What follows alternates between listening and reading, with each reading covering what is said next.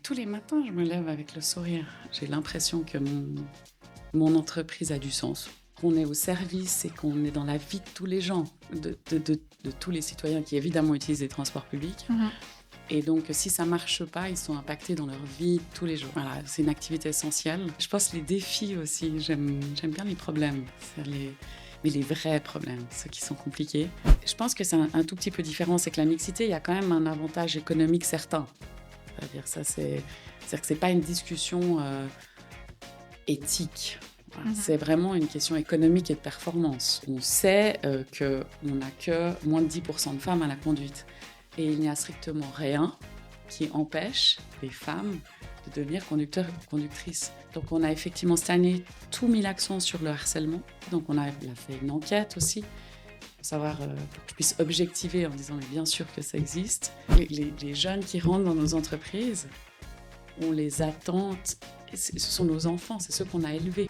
On les a autorisés à avoir un sens critique qui vaut de l'or. En tout cas, pour les entreprises, ça vaut de l'or. Si on arrive à trouver cet équilibre, c'est absolument génial. Être CEO, c'est pas une fin en soi, c'est un job, il est super fun, il est aussi intéressant que plein d'autres jobs que j'ai faits, mais ça ne me définit pas. Si je conviens pas, ils me diront, et si je suis pas heureuse, je m'en vais. Voilà, et ça fait 5 ans et ça se passe plutôt bien. Bienvenue sur Romande Insight, le podcast qui vous invite à découvrir les parcours de celles et ceux qui osent et qui inspirent en Suisse romande. On parle de business, de cheminement professionnel et d'équilibre de vie avec des personnalités qui façonnent notre région. Nous, c'est l'équipe de Qual Insight, un institut d'études de marché basé à Lausanne. On vous propose un moment dynamique, sincère et toujours proche des réalités du terrain. Alors installez-vous confortablement et bienvenue dans Romande Insight. Patricia, bonjour. Je suis super contente de t'avoir dans le podcast pour plusieurs raisons. La première, c'est que tu es une femme qui m'inspire de par son parcours, et on va en parler. Et la deuxième, c'est parce que je travaille avec les TL depuis, je pense, le tout début de ma carrière. Et je suis arrivée en Suisse il y a 20 ans, ça va faire bientôt 20 ans. Donc merci beaucoup d'être là aujourd'hui. Mais je t'en prie, merci pour l'accueil. Alors Patricia, pour les personnes qui ne te connaissent pas, tu es aujourd'hui la directrice générale des transports publics lausannois.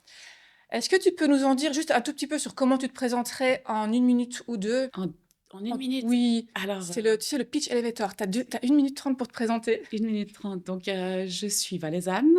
J'ai grandi à Genève et fait mes études à Genève. Et j'habite dans le canton de Vaud et travaille dans le canton de Vaud. Donc, je me qualifierais comme romande. J'ai fait mes études donc, à Genève en sciences politiques. J'étais passionnée passionnée par l'histoire et par la science politique, et je souhaitais travailler dans l'humanitaire. Donc voilà, c'était mon rêve, comme tous les jeunes, on croit. J'allais dire, on a des points communs. J'ai fait aussi ma licence en sciences éco-sociales et politiques et j'ai même fait mon stage dans un ministère. Mais voilà, alors donc moi je souhaitais soit devenir journaliste, soit changer le monde et faire de l'humanitaire. Et à la sortie de mes études, la Croix-Rouge ayant refusé mon dossier en disant qu'il fallait une année d'expérience professionnelle, j'ai été recrutée par une entreprise qui s'appelait Arthur Andersen à l'époque, c'était une boîte de conseil qui cherchait des profils intéressés par le secteur public. Donc j'ai fait 5 ans de conseil et ça m'a tellement plu que je ne suis pas retournée dans l'humanitaire. J'avais un peu l'impression d'être au service de clients, d'être utile. C'était vraiment une expérience géniale. Et mon entreprise ayant fait faillite mondialement à l'époque, je ne sais pas si tu as entendu parler de l'affaire Enron à l'époque. Ah oui. Voilà, et donc je suis partie chez mon client qui était les services industriels de Genève à l'époque. Et j'ai fait l'essentiel de ma carrière à ce moment-là dans cette entreprise en faisant 5 jobs différents jusqu'à ce qu'on me propose de postuler pour diriger les transports publics lausannois. Je ne connaissais rien au transport public. J'habitais le canton de Genève, puisque maintenant on a déménagé depuis, mais j'ai saisi l'opportunité et c'est pour ça qu'aujourd'hui, ça fait maintenant 5 ans bientôt, que je suis à la tête de cette incroyable entreprise. C'était assez court. C'était parfait. Écoute, c'était vraiment extrêmement, extrêmement clair. Il y a 2 points qui me titillent. Le premier, c'est Andersen Consulting, c'est quand même très commercial. On est très dans le business, il y a de l'audit, il y a de la croissance. Qu'est-ce que ça apporte 20 ans plus tard? cette Alors, expérience-là? je nuancerais quand même. Donc, j'étais dans le domaine du conseil, pas dans le domaine de l'audit. Donc, Ok, c'est quand même, ok. c'était surtout à l'époque, il y avait aussi une sorte d'unbundling, de séparation très claire entre ces mondes-là. Donc, nous, on était autorisés à faire des recommandations, on était autorisés à accompagner nos clients jusqu'à la La mise en œuvre. réalisation et la mise en œuvre. Donc, Ok. c'était vraiment... et surtout, à l'époque, il y avait peu de profils comme le mien. C'est-à-dire qu'à l'époque, c'était quand même des employeurs qui étaient assez réputés. Et c'était plutôt des gens d'HEC ou des hautes écoles d'ingénieurs qui étaient recrutés. Et ils trouvaient peu de gens motivés pour travailler chez des clients publics. Ok. Et donc, ils avaient monté une structure spécialisée dans le service public. Et c'est dans ce contexte-là que je suis rentrée dans le conseil. Donc, mes clients étaient essentiellement des clients dits publics, donc dans la santé, dans les organisations internationales, les ONG. Et ce qui me plaisait le plus, c'était de trouver des solutions à des problématiques. C'est-à-dire quand un client vous appelle, en général, il vous appelle pour un problème et vous vous rendez compte que c'est souvent pas celui-là. Donc, et ce qui est absolument génial, c'est d'accompagner le client dans la recherche de solutions qui sont véritablement la solution au vrai problème. Et c'est vrai que j'ai adoré parce que j'étais pas informaticienne, alors qu'il y avait beaucoup de mandats d'informatique. J'avais pas de compétences bancaires, il y a beaucoup de mandats bancaires. Et je faisais un petit peu tous les projets qui étaient de gestion du changement, d'optimisation de processus, d'évolution organisationnelle, où finalement le point essentiel et le cœur du sujet, c'est de l'être humain. Et c'était passionnant. Donc, après, ce que j'en ai retiré, ce que j'en garde aujourd'hui, je pense à un certain niveau de performance, c'est-à-dire de recherche de qualité, de performance, et puis d'être au service des autres. Parce que malgré tout, le conseil, si vous êtes bon, ben, on vous redemande. Et si vous livrez de la qualité, ben, en général, vous n'avez pas trop de problèmes. Est-ce que tu avais le sentiment d'avoir un impact, justement, à l'époque? Ah, mais oui, mais Voilà. heureusement. Justement, ouais, mais Mais je dirais dans toutes mes fonctions. J'avais le sentiment d'avoir un impact. Alors peut-être pas l'impact que j'espérais quand j'étais étudiante, c'est-à-dire changer le monde, mais en tout cas un impact dans ma zone d'influence. Mhm. Et c'est ça qui est intéressant. C'est-à-dire peut-être que mes ambitions de sauver le monde, et voilà, je rêvais de déployer la démocratie dans des pays en dictature. Ben, en l'occurrence, j'ai l'impression de faire des choses utiles au jour le jour depuis le début.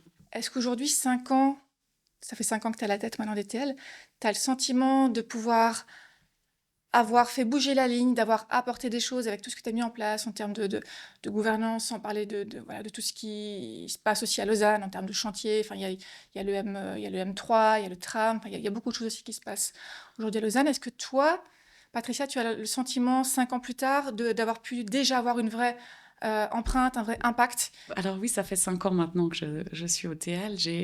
Quand, quand je suis arrivée dans l'entreprise, c'était en plein Covid. Donc c'est quand même une situation un peu particulière, hein. On avait interdiction de voir les gens. J'avais dû demander des exceptions. Mais C'est pas c'était... facile, ça, déjà au niveau humain aussi. Quand tu arrives, tu dois border tes équipes, enfin, tu Voilà, dois on me disait onboarder. faire des vidéos. Voilà, je disais, mais c'est pas possible en termes de relations humaines. C'est pas, je pouvais pas sentir l'entreprise par écran interposé. Donc c'était un peu particulier. Mais ce qui était aussi assez étonnant pour moi, c'est que c'est une entreprise de 1600, on était 1650, je crois. Elle avait quasiment évolué déjà énormément depuis 10 ans, de 1000 à 1600. Là, on est aujourd'hui quasiment 1900. Donc, c'est une entreprise qui est de taille moyenne, voire grande. Mhm. Euh, Oui, moyenne oui. entreprise, mais disons pas une petite PME, Mhm. avec des fonctionnements qui étaient assez... qui étaient, pour moi, qui ressemblaient à une PME. C'est très agile, très flexible. Et le premier enjeu, c'était de gérer cette croissance. Mhm. C'était de dire, ben, on est aujourd'hui une entreprise qui a grandi très vite. Et comment gérer cette croissance? Mhm. Donc, mettre en place une gouvernance qui soit agile, mais solide. Créer de nouvelles fonctions qui n'existaient pas, fonction de porte-parole, fonction juridique qui n'existait pas. Voilà, on est une entreprise, une société anonyme, mais financée à 60% par des fonds publics. Mhm. Donc, on a une responsabilité de transparence, une responsabilité de compliance qui est importante. On doit démontrer qu'on gère, en tout cas, les deniers publics de manière efficace et transparente. Mhm. Et donc, je dirais qu'on a vraiment stabiliser le développement et cette capacité de se développer. Donc, il y a l'entreprise qui se développe, puis après, il y a le temps réel, où 24 heures sur 24, à quelques heures près, on a des bus qui circulent, des clients qui sont transportés, et c'est de garantir en fait cette stabilité d'exploitation tout en développant l'entreprise avec des nouveaux projets. Et je dirais que sur 5 ans, c'est ce qu'on a fait, et on a posé en même temps une nouvelle vision en disant, avant, on transportait les gens d'un point A à un point B, puis arrivent les plans climat, des objectifs ambitieux climatiques, et finalement, quel est notre rôle dans cette transformation, dans cette transformation et dans ces enjeux? Il est essentiel. Et on a posé avec le conseil d'administration une nouvelle vision en disant, finalement, notre mission, notre cœur de notre raison d'être, c'est de réussir à contribuer aux objectifs des plans climatiques et plan climat des collectivités. Donc, ça veut dire qu'on réoriente l'entreprise en disant, notre objectif, c'est le report modal, c'est-à-dire de convaincre les citoyens et les clients d'abandonner leur voiture, en gros, pour la faire très simple, et puis qu'on devienne suffisamment attractif pour qu'ils préfèrent utiliser des transports publics plutôt que des moyens plus polluants. Mais toi, Patricia, quand tu te réveilles le matin, qu'est-ce qui te drive? Qu'est-ce qui te fait, qu'est-ce qui te motive intrinsèquement, toi, en tant qu'individu, à venir au travail, au TL? Ouais, Mais tous les matins, je me lève avec le sourire. Et je pense que c'est un mélange de beaucoup de choses, hein. Je pense déjà le sens. J'ai l'impression que mon entreprise a du sens. C'est aussi simple que ça. De dire qu'on est au service et qu'on est dans la vie de tous les gens, de tous les citoyens qui évidemment utilisent les transports publics. Et donc, si ça ne marche pas, ils sont impactés dans leur vie tous les jours. Donc déjà, voilà, c'est une activité essentielle. Je pourrais difficilement, je pense, travailler pour une activité non essentielle. Ensuite, je pense les défis aussi. J'aime bien les problèmes, mais les vrais problèmes, ceux qui sont compliqués. Et c'est vrai que ceux qui arrivent sur mon bureau, en général, c'est parce du que... costaud. disons que c'est parce que... soit c'est de ma compétence, mais c'est quand même pas forcément ça, mais soit parce que les solutions, c'est jamais arrivé, ou c'est la première fois que ça arrive. Donc, c'est forcément passionnant. Et ça, c'est, je pense, lié au job de CEO. C'est vraiment passionnant d'avoir des situations que finalement mes équipes ont jamais gérées ou qui sont nouvelles, et à chaque fois, et ça, peut-être ça en lien aussi avec le conseil. C'est quand même très rare de pouvoir appliquer des solutions. Si on vous vend des solutions de consulting qui ont été appliquées ailleurs, c'est qu'on vous ment, quoi. C'est chaque fois quelque chose de nouveau. Donc, être créatif dans la recherche de solutions. Et puis, l'humain, les équipes. Moi, j'ai une équipe absolument géniale. Je les remercie. Que j'ai partiellement créée. Donc, J'allais te poser la question, voilà. voilà. Et tous mes collaborateurs, collaboratrices que je rencontre, soit voilà, à 6 heures du matin, parce que c'est un peu plus calme, et avec qui j'échange quelques mots, et qui me semblent heureux. Alors évidemment, ils me disent qu'il y a des choses qui ne vont pas, mais globalement, ils sont plutôt contents. Voilà, je crois que c'est l'humain. Ok. Alors qu'on vient de chercher il y a 5 ans, avec un cahier des charges où on peut anticiper, pas forcément les problèmes, on va dire les défis du job. Qu'est-ce qui te fait te dire oui, j'y vais, en fait, oui, je postule?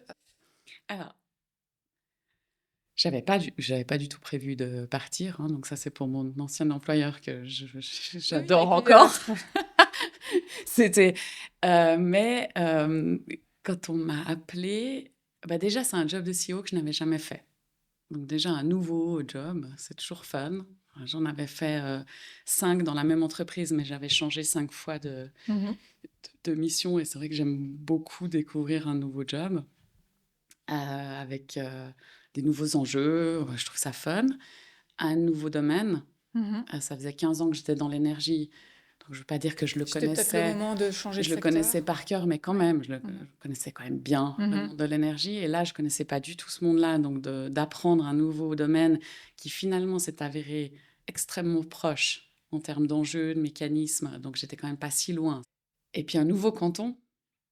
Donc, ça faisait quand même beaucoup de changements, mais un nouveau canton avec des fonctionnements que j'imaginais politiques différents. Je connaissais personne.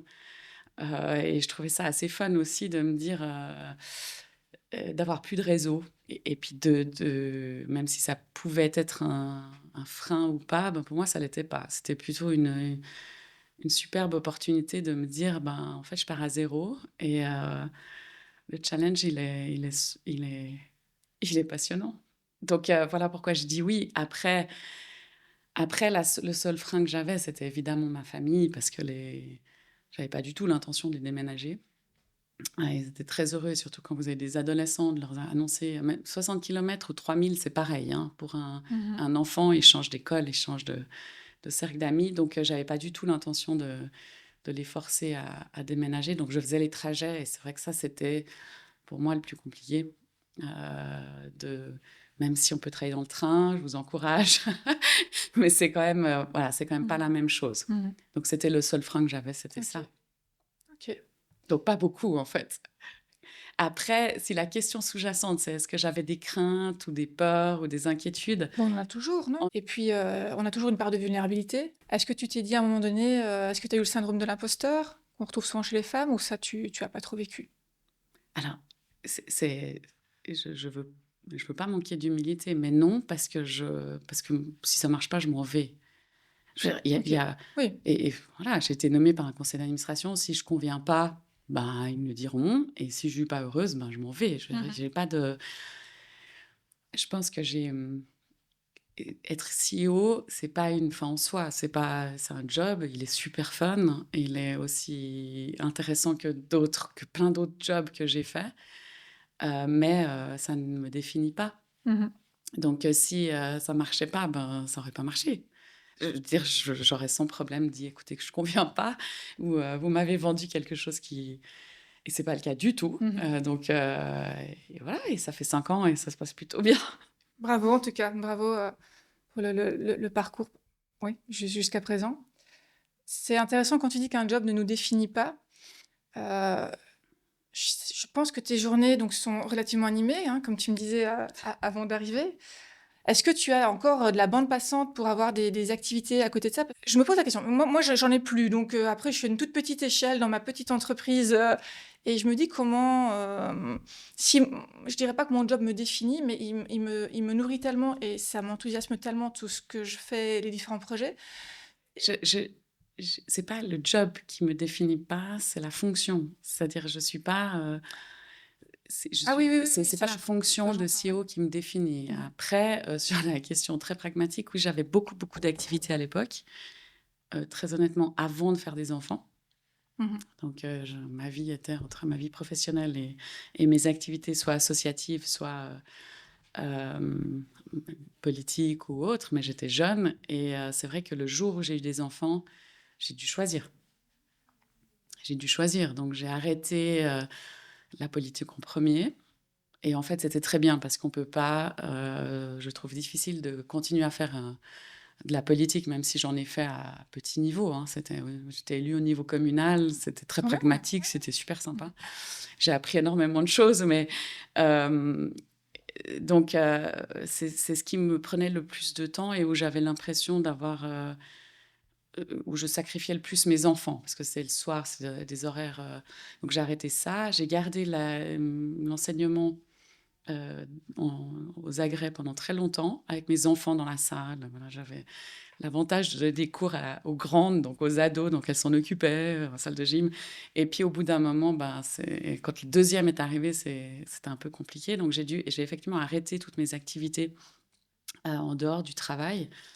Donc c'est un choix et Mhm. j'avais de la peine à comprendre comment certains arrivaient à tout faire. Moi, j'arrivais pas à faire, ces 18 vies. Donc j'ai effectivement choisi mon travail, mon couple aussi, hein, by the Mhm. way et ma famille et mes enfants et depuis, très honnêtement, non, je n'arrive pas à faire autre chose. Mais j'ai quand même toujours, mis, mes enfants en priorité en trouvant des mécanismes, donc forcément, quand, on vous propose des choses le soir, quand et cetera, Mhm. ben, Et les choix. je fais des choix Mhm. et les choix, c'est très clair. C'est mon travail et mes enfants, ma famille en équilibre, parce que sans l'un sans l'autre ou l'autre sans l'un, Mhm. c'est pas possible et mes enfants m'ont vu pendant des périodes entre 2 jobs, ne pas travailler et je pense qu'ils préfèrent que je travaille. Donc c'est un équilibre entre les deux. Je crois qu'ils préfèrent avoir une maman épanouie, mais surbookée, qu'une maman à la maison qui ne travaille pas. Donc non, j'ai pas le temps de faire autre chose. Ok. Je lis, mais en gros, c'est vraiment les seules choses que j'arrive à faire. C'est bien déjà. On a mené un sondage, donc on est un institut de sondage. On fait beaucoup d'études aussi pour les TL au niveau de l'expérience client, sur la satisfaction, au niveau de l'engagement des collaborateurs tout récemment. Est-ce que tu es attaché aux chiffres? Est-ce que tu es quelqu'un qui est très dashboard, de KPIs, objectifs de stabilisation ou de croissance? Alors, je suis motivée par les données Oui. et les informations. Ça dépend d'où elles viennent aussi. Voilà. Par les données et par les informations. C'est pas... on ne peut pas gérer une entreprise sans données, pas forcément des chiffres, hein, mais sans données et sans informations. Donc, oui, bien sûr. Après, ce n'est pas une fin en soi. Et c'est ça l'enjeu, c'est d'arriver à avoir des reportings sur lesquels puisse prendre des décisions. Mhm. Et donc, on a effectivement un système de...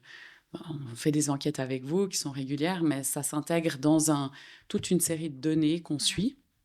Voilà. Et avec des temporalités qui sont différentes. La satisfaction, on y va, voilà, on l'apprend, on fait des enquêtes ponctuelles.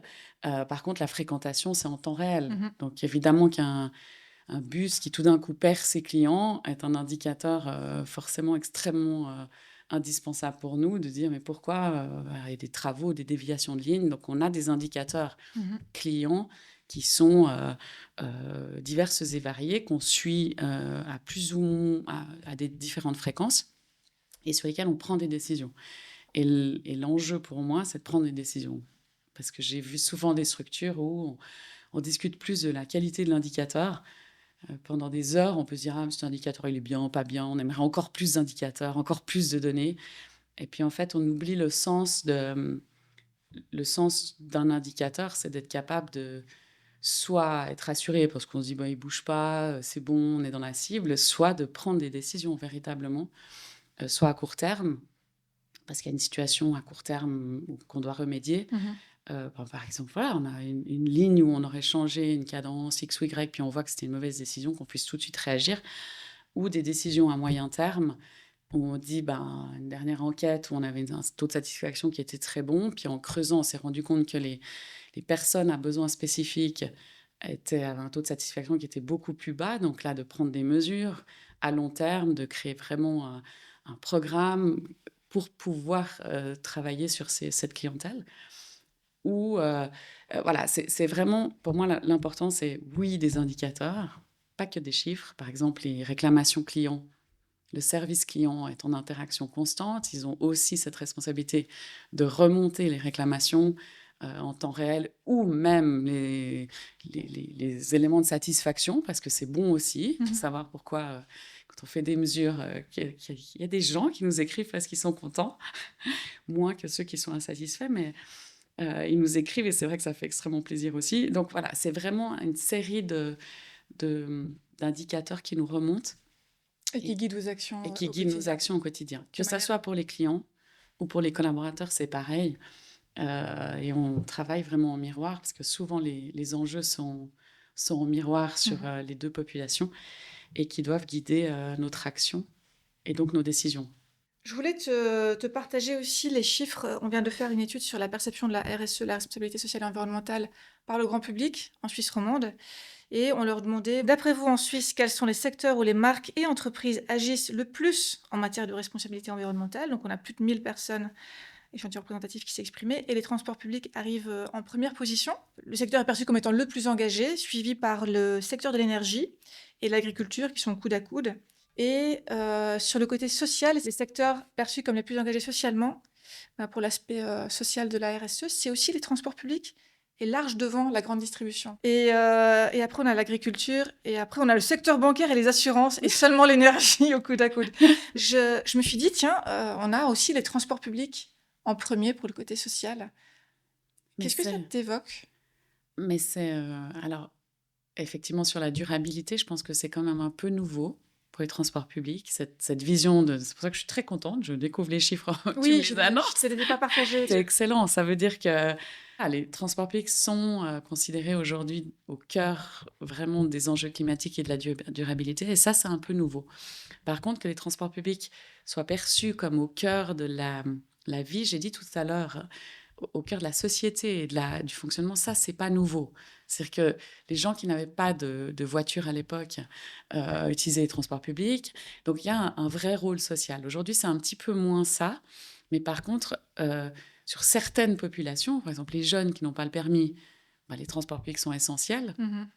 Les personnes âgées qui, à un moment donné, sont plus aptes à conduire, les transports publics deviennent essentiels.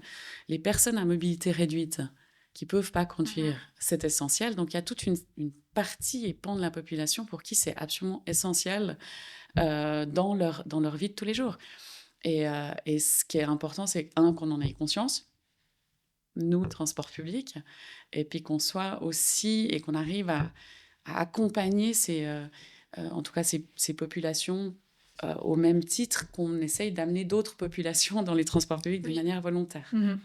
Et c'est d'ailleurs pour ça, lorsqu'on a fait les enquêtes de satisfaction client et constaté que sur les personnes à besoins spécifiques, on avait une satisfaction qui était plus basse que le reste de notre clientèle, qui était relativement haute, au-dessus de 84%, si je me souviens bien.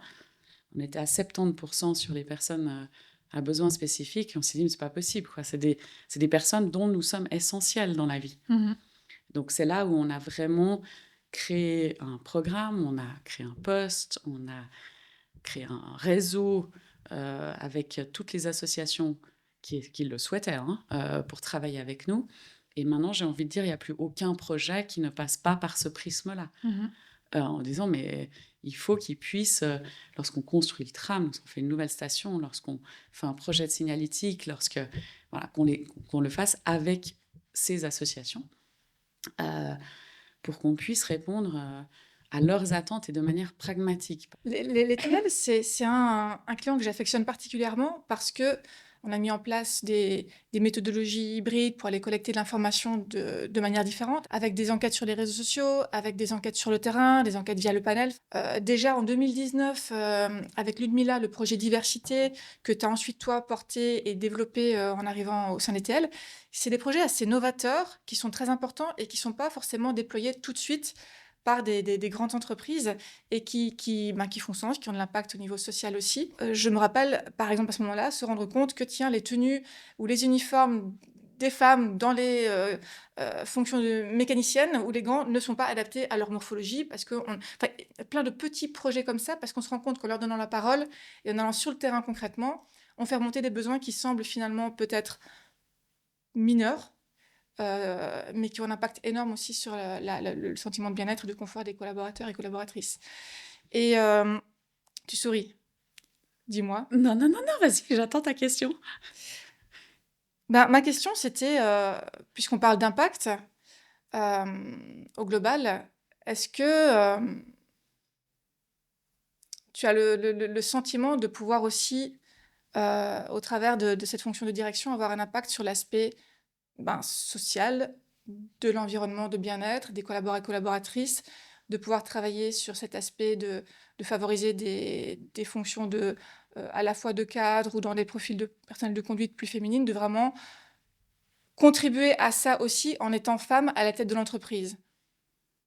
Alors, déjà, merci pour ton appréciation de mon entreprise parce que j'en rêve. C'est-à-dire de dire, voilà, qu'on soit vraiment...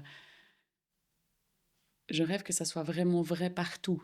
C'est ça l'enjeu. C'est de dire, on doit écouter nos clients, nos clientes, et on doit écouter nos collaborateurs, collaboratrices, et on doit écouter aussi nos commanditaires, c'est-à-dire les collectivités.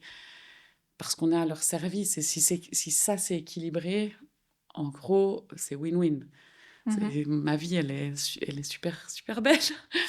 Après, on essaye vraiment. Je crois que c'est une vraie volonté de l'entreprise. C'est pas toujours facile parce que c'est pas toujours simple de faire remonter, que ça soit voilà, il y a différentes manières de remonter l'information.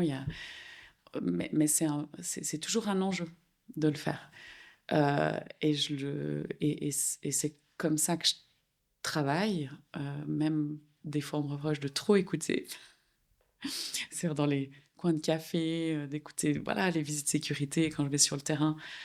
C'est des moments qui sont absolument géniaux parce que à partir du moment où on nous parle, et les solutions, c'est effectivement qui de mieux que les personnes qui sont dans le métier connaissent les solutions. Ils les ont eux. Moi, je ne peux pas savoir quel est le meilleur uniforme. C'est les personnes. Et je trouve que c'est absolument indispensable qu'on arrive à écouter les personnes dans leur métier. Donc, en tant que CEO, est-ce que j'ai l'impression d'avoir un levier? La réponse est clairement oui. Mais oui, c'est-à-dire que si vous ne portez pas, vous, ces messages, ou en tout cas, vous ne les portez pas personnellement, c'est très compliqué pour les chefs de projet ou les qui sont dans l'entreprise et qui essayent de porter ce type de projet, qui sont des projets en général de transformation culturelle. On peut parler de la mixité, mais aussi, on peut aussi parler de la dimension environnementale. C'est-à-dire, voilà, si c'est des démarches qui sont, ou de la dimension de performance économique, c'est pareil. Si vous dites au moment de faire le budget que ça vous est égal, ben forcément, la personne qui porte l'optimisation économique de l'entreprise, ben, elle ne va pas sentir un soutien très fort. Donc oui, c'est absolument indispensable. Et sur la mixité, je pense que c'est un tout petit peu différent. C'est que la mixité, il y a quand même un avantage économique certain. C'est-à-dire que c'est pas une discussion éthique. Voilà. C'est vraiment une question économique et de performance. On sait qu'on est un secteur qui se développe, on sait qu'on va devoir trouver des personnes motivées pour conduire des bus, voire des trams demain. Et on sait qu'on n'a que moins de 10% de femmes à la conduite. Et il n'y a strictement rien qui empêche les femmes de devenir conducteurs ou conductrices de bus. Ce n'est pas une question de genre. Donc, il y a un potentiel de marché qui est là. Et donc, il y a aussi un intérêt d'entreprise. Et puis après, il y a mes convictions personnelles où je suis absolument convaincue qu'une équipe mixte, elle est plus performante. Je suis convaincue qu'une équipe où il y a une femme et des hommes, voilà, fonctionne mieux qu'une équipe unigenrée. Ça, c'est mes convictions personnelles. On peut trouver plein d'études scientifiques, mais au-delà de ça, il y a quand même, et c'est pour ça qu'au niveau du conseil d'administration, quand on a posé les objectifs de mixité d'entreprise, il y a certes des arguments qui me sont propres en tant que femme, mais il y a surtout une réalité d'entreprise et un potentiel de marché où c'est le bonheur, quoi. Si on arrive à motiver les femmes à postuler. Voilà. Donc, et est-ce que 5 ans plus tard, ces chiffres, ils évoluent?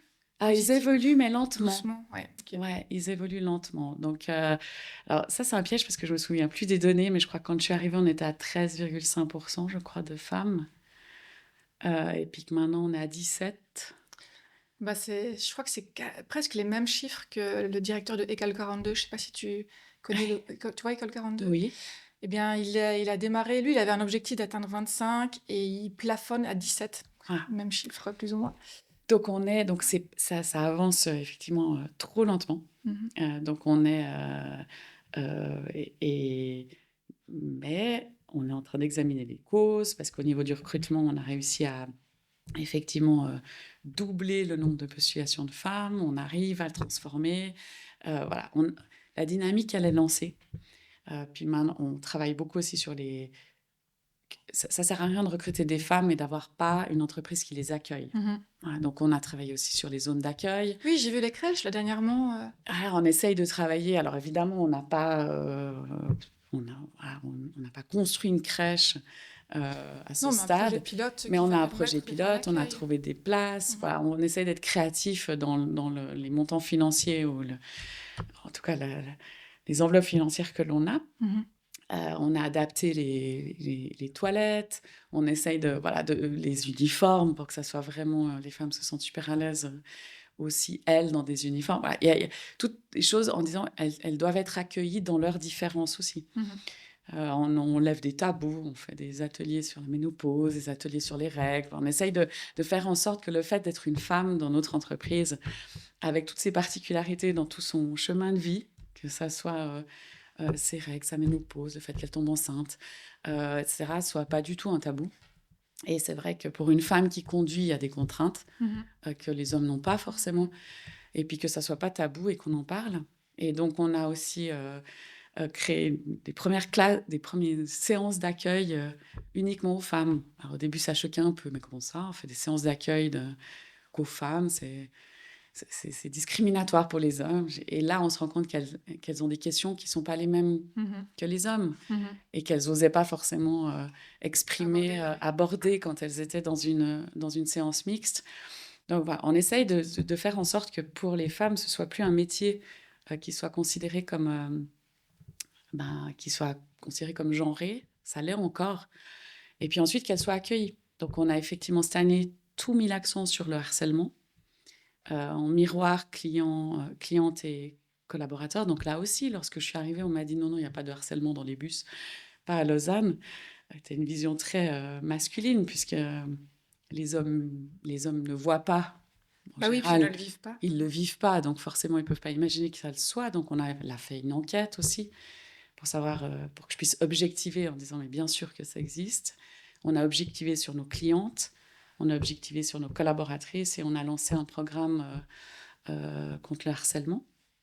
Et puis aujourd'hui, on a rendu obligatoire des scénettes de sensibilisation, donc des pièces de théâtre à tout l'encadrement, pour qu'ils puissent se rendre compte déjà de la différence entre ce que c'est le sexisme, ce que c'est que le harcèlement, ce que c'est que l'agression sexuelle. Il y a quand même des seuils.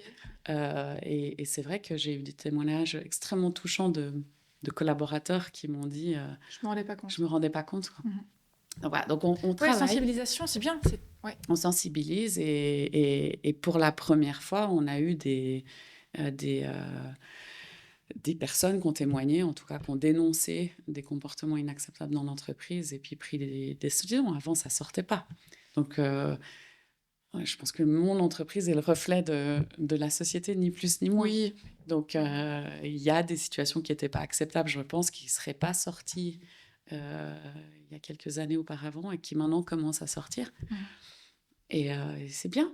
Et ça veut dire que les femmes, elles sont extrêmement bienvenues dans notre entreprise. C'est top.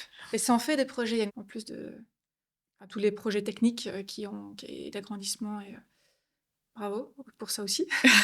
Alors oui, on a beaucoup, beaucoup de projets, un peu trop. Et il faut qu'on est plutôt dans une dynamique où effectivement, je disais que je ne m'attendais pas à devoir freiner des projets pour la première fois de ma vie, en disant, voilà, il faut qu'on arrive à aussi stabiliser l'entreprise. On a beaucoup de projets de développement d'offres. On a le projet du M2, le nouveau projet du M3. On a le tram qui est en cours, l'extension du tram.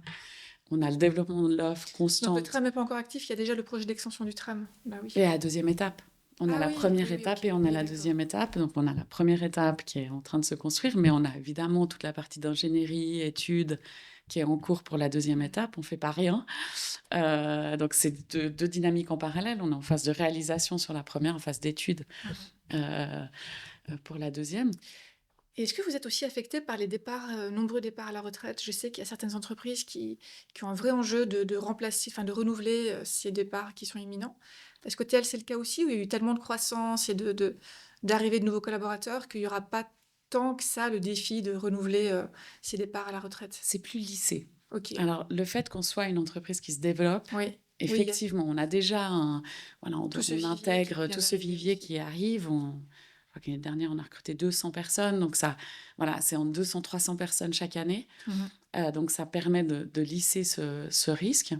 Mais bien sûr qu'on a l'effet baby-boom, mais nuancé par rapport à des entreprises qui sont plus depuis 20 ans en stabilité d'effectifs où la courbe, elle bascule. On a moins cet effet-là. Parce que là aussi, je trouve que vous êtes aussi assez... pas pionnier, mais en tout cas, vous avez été assez rapide à avoir aussi une personne en charge de la marque employeur pour vraiment travailler sur l'aspect marketing de notre image de marque pour faire de l'acquisition. Qu'est-ce que ça donne aujourd'hui, ces fonctions, justement, marque employeur, acquisition des talents? Il y a de l'onboarding aussi des apprentis, si j'ai bien un peu suivi ce qui se fait. Alors, je nuancerais quand même, parce que ça donne l'impression qu'on a plein de postes spécifiques. C'est pas vrai. C'est que très souvent, ce qui se passe, c'est qu'on a une personne... Je les vois sur les réseaux aussi. Non, ce qu'il y a, c'est qu'on a en général des postes assez standards. C'est responsable du recrutement.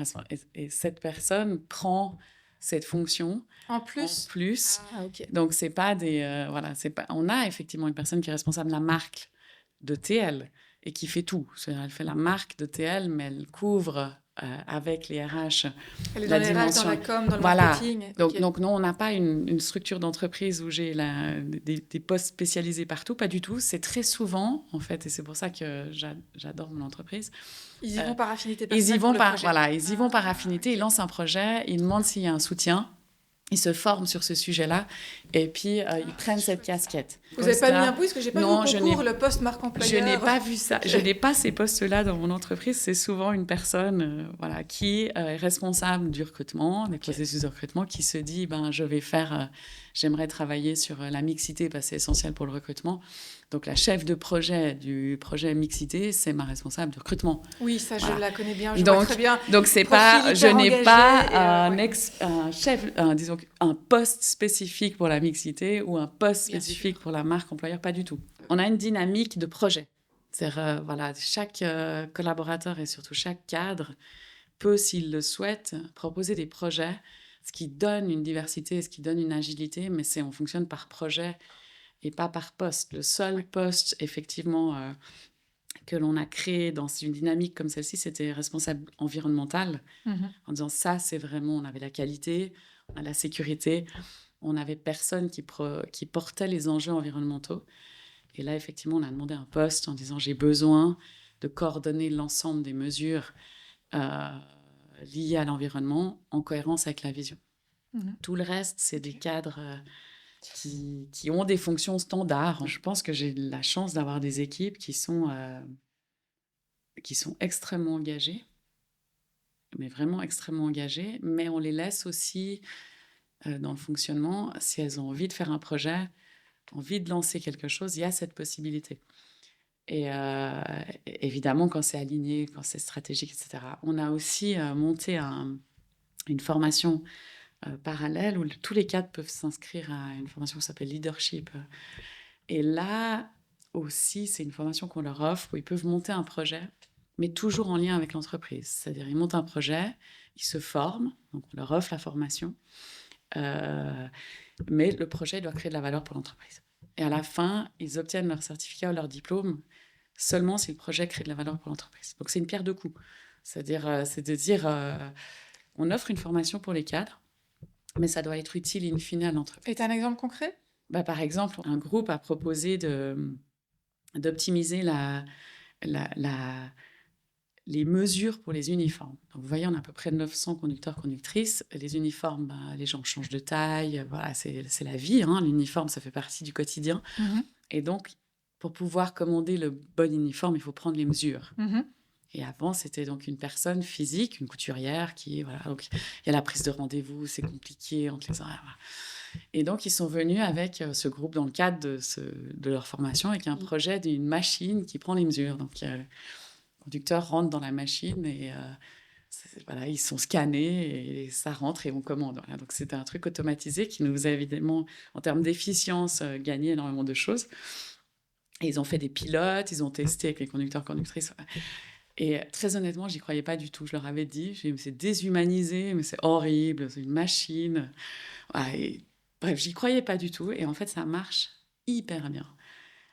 La seule condition, c'est qu'on a laissé une personne, en fait, accompagnée, présent sur le site, jusqu'à ce qu'il soit habitué. Et que, voilà, donc, on a mis un budget supplémentaire, mais en fait, qui était déjà une réduction de budget pour accompagner. Donc, aujourd'hui, on a une machine.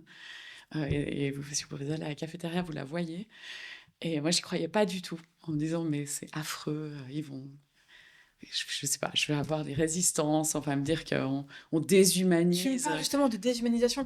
On parle d'une machine, je fais un lien facile avec le robot et avec l'IA.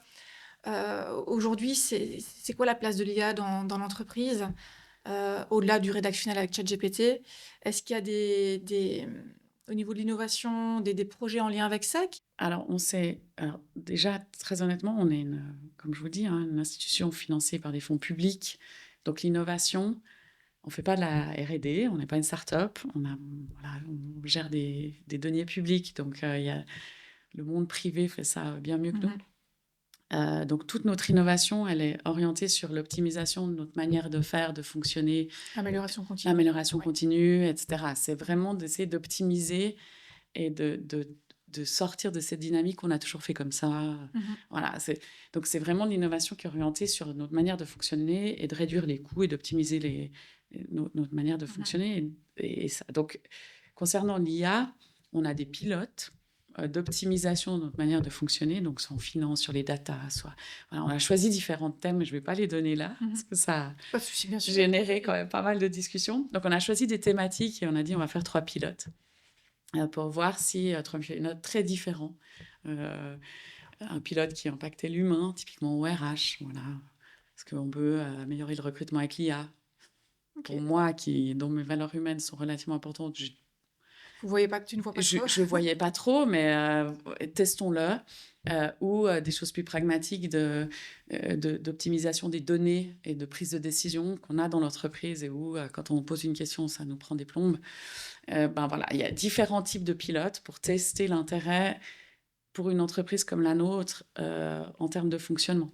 Après, il y a au niveau de l'assistanat, du secrétariat, est-ce qu'on peut aussi tester ces outils pour optimiser leur travail, ou en tout cas leur faciliter le travail, et puis qu'ils aient une valeur ajoutée plus grande, perçue, que ces personnes perçoivent dans leur travail.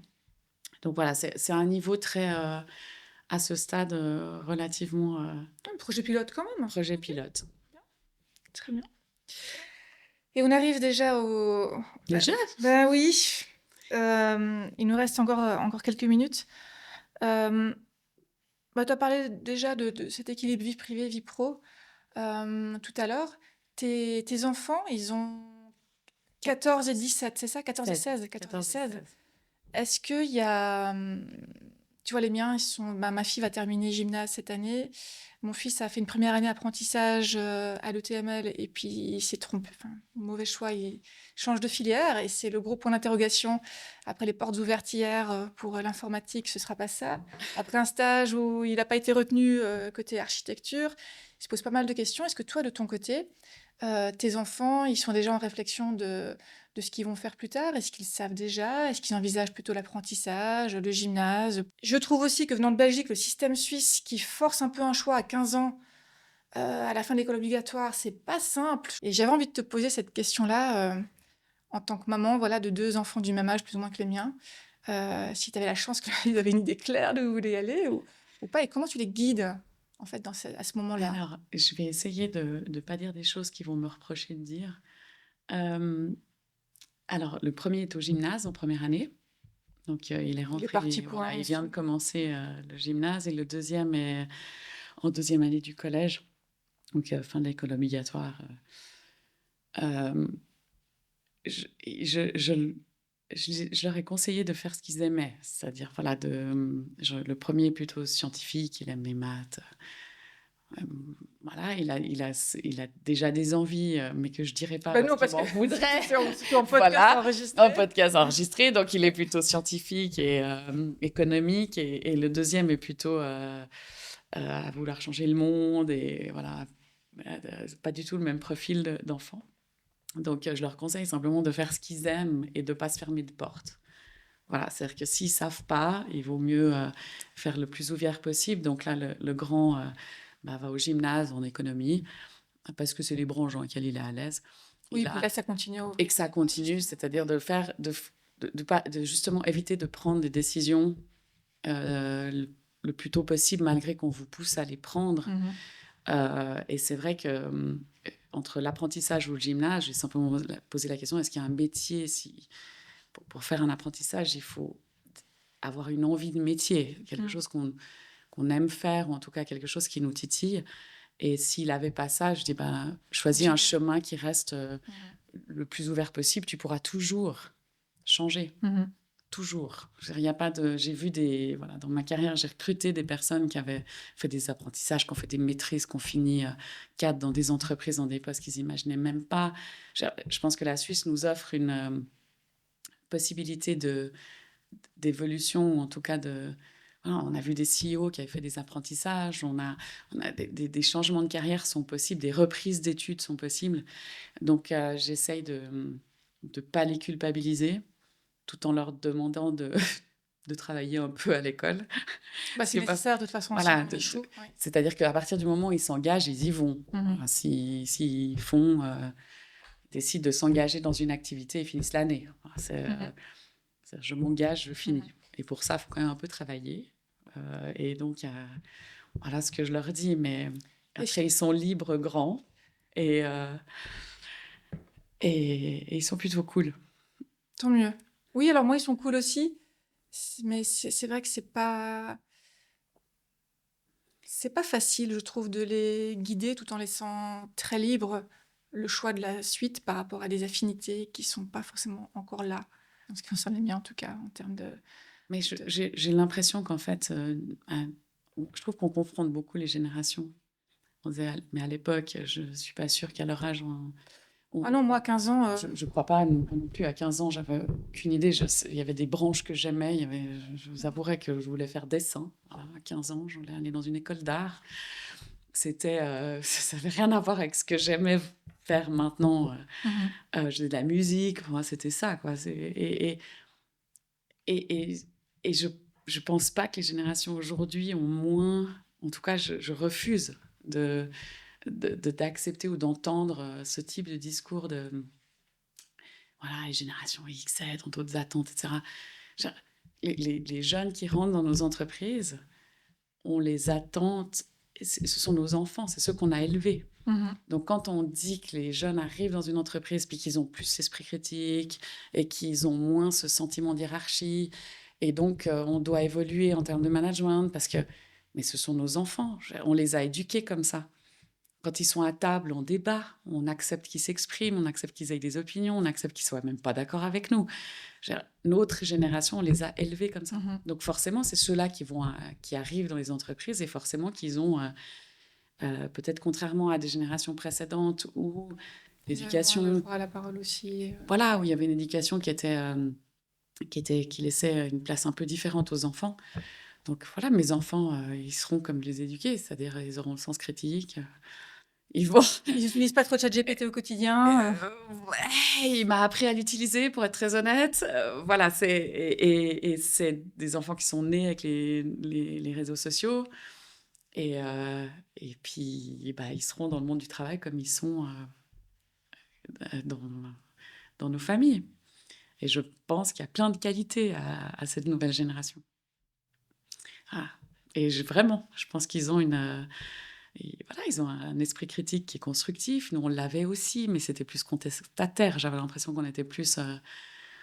lorsqu'on était critique vis-à-vis de nos parents ou de l'autorité, c'était plus une forme de contestation. Eux, c'est totalement naturel. Moi, je trouve ça génial. Je trouve ça génial qu'ils s'expriment de manière... et que les jeunes qui arrivent dans l'entreprise s'expriment de manière évidemment polie, constructive, respectueuse. L'un n'empêche pas l'autre. Mais que la notion de l'autorité, elle soit moins forte qu'elle l'était pour nos générations, moi, je trouve ça...